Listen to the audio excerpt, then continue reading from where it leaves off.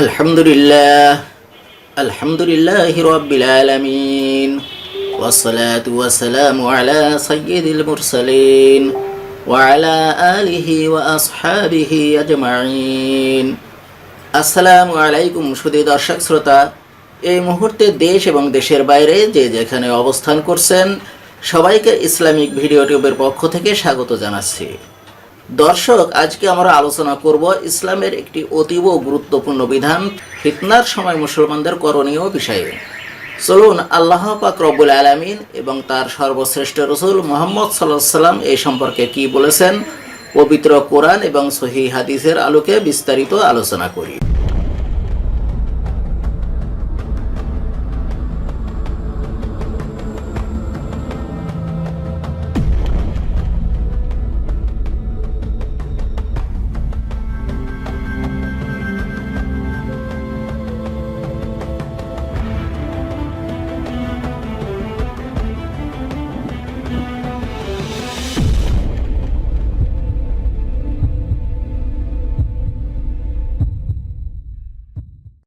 ফিতনার সময় মুসলমানদের করণীয়।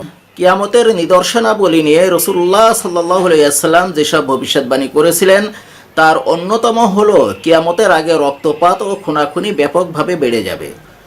রাসূলুল্লাহ সাল্লাল্লাহু আলাইহি ওয়াসাল্লাম বলেছেন, ওই সত্তার কসম যার কুদরতি হাতে আমার প্রাণ, ততদিন পৃথিবী ধ্বংস হবে না যতদিন এমন পরিস্থিতির সৃষ্টি হবে না যে হত্যাকারীর কথা জানা থাকবে না কেন সে হত্যা করছে, নিহত ব্যক্তিরও জানা থাকবে না কেন তাকে হত্যা করা হলো।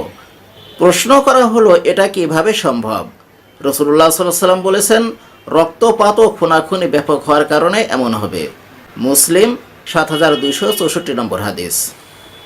উসমান রাদিয়াল্লাহু তাআলা আনহুর শাহাদাতের পর মুসলমানদের মধ্যে যে গৃহযুদ্ধ শুরু হয় তাতে সাহাবায়ে কিরাম কেউ কেউ নিজ ইজতিহাদ অনুসারে কোনো এক পক্ষে যোগ দিলেও অন্যরা কোনো পক্ষকেই সমর্থন করেননি। ওসামা রাদিয়াল্লাহু তাআলা আনহু আলী রাদিয়াল্লাহু তাআলা আনহুকে বলেন, আপনি যদি কোনো বাঘের উদ্যত থাবার সম্মুখীনও হতেন আমি আপনার সঙ্গ দিতাম, কিন্তু গৃহযুদ্ধে অংশগ্রহণকে আমি বৈধ মনে করি না। বুখারী হাদিস নম্বর ৭১১৩। ফিতনা ও অন্তর্কলহ সম্পর্কে মহানবী সাল্লাল্লাহু আলাইহি ওয়াসাল্লাম সতর্ক করে গেছেন।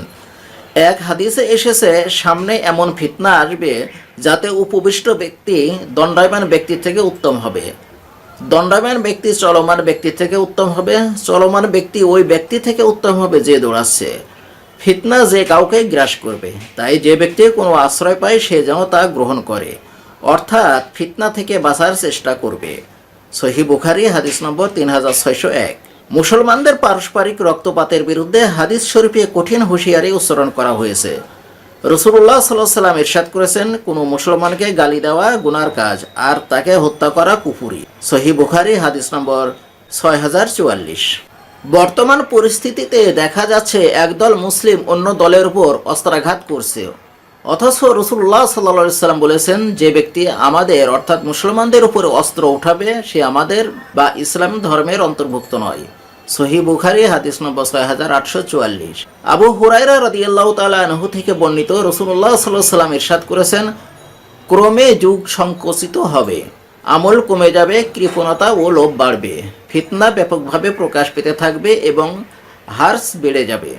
সাহাবায়ে কিরাম জিজ্ঞাসা করলেন, হার্স কি জিনিস? নবী করিম সাল্লাল্লাহু আলাইহি ওয়াসাল্লাম ইরশাদ করলেন, হত্যাকাণ্ড, হত্যাকাণ্ড। বুখারী ৭০৬১ নম্বর হাদিস।